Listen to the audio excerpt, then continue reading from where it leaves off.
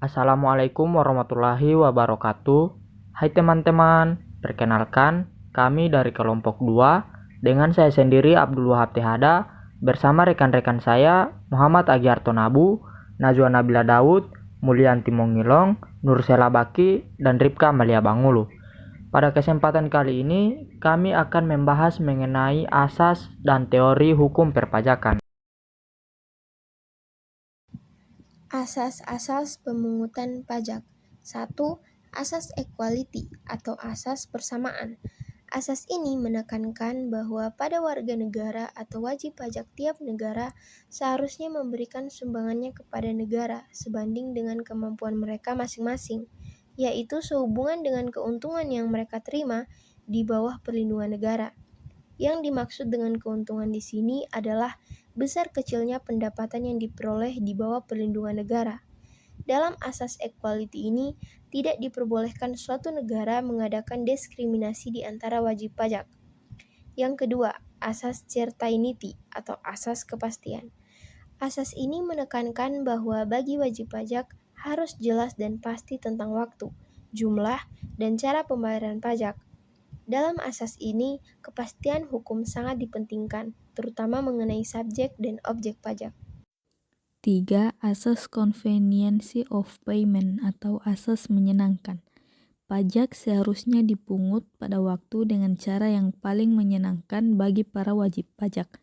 Misalnya, pemungutan pajak bumi dan bangunan terhadap para petani sebaiknya dipungut pada saat mereka memperoleh uang, yaitu pada saat panen. 4. Asas low cost collection. Asas ini menekankan bahwa biaya pemungutan pajak tidak boleh lebih dari hasil pajak yang akan diterima. Pemungutan pajak harus disesuaikan dengan kebutuhan anggaran belanja negara. Selanjutnya, teori hukum perpajakan. Yang pertama, teori asuransi. Menurut teori ini, negara dalam melaksanakan tugasnya atau fungsinya mencakup pula tugas perlindungan terhadap jiwa dan harta benda perseorangan. Oleh sebab itu, negara bekerja atau bertindak sebagai perusahaan asuransi. Untuk perlindungan itu, warga negara membayar premi dan pembayaran pajaklah yang dapat dipandang sebagai premi itu. Yang kedua, teori kewajiban pajak mutlak atau teori pengorbanan.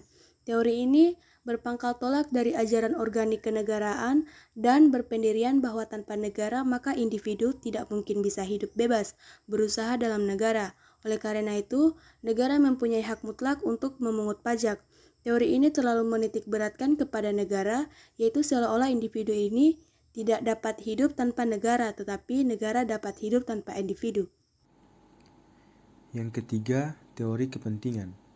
Menurut teori ini, pajak itu mempunyai hubungan dengan kepentingan individu yang diperoleh dari pekerjaan negara.